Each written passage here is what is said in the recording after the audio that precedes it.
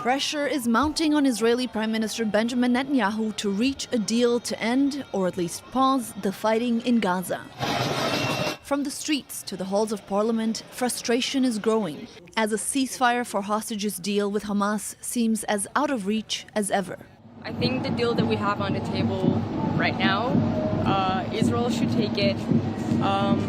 It's a part of being Israeli, is the notion of we're not leaving anyone behind. One of the voices calling to reach a deal is former hostage Andrei Kozlov, who was rescued just last week in a major IDF operation in Gaza.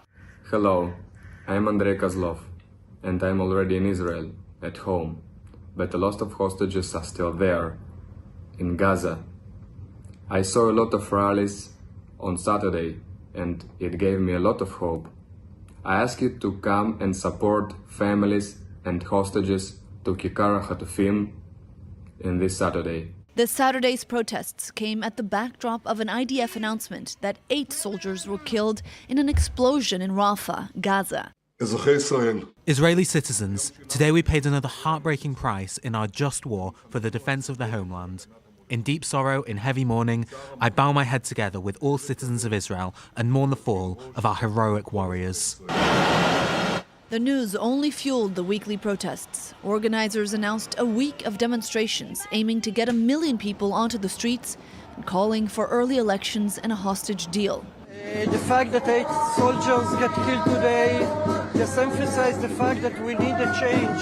We need a change that will start from the government and down to change the situation, to release the hostages as soon as possible, and just to change the reality. We can't live in this reality for a long time. If today 8 soldiers killed, more will get killed the next day and the day afterward, and the only way to make a change is just to protest and bring the government down. Benjamin Netanyahu is being accused of dragging out the war for his own political interests. Former War Cabinet observer Gadi Eisenkot from the opposition National Unity Party came out criticizing the premier, saying he's letting National Security Minister Itamar Ben-Gvir, a controversial far-right figure in the government, have way too much influence in decisions.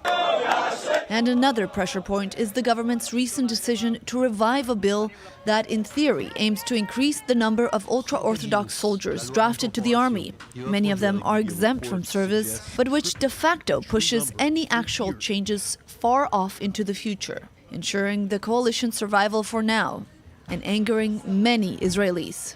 For now, the protests continue.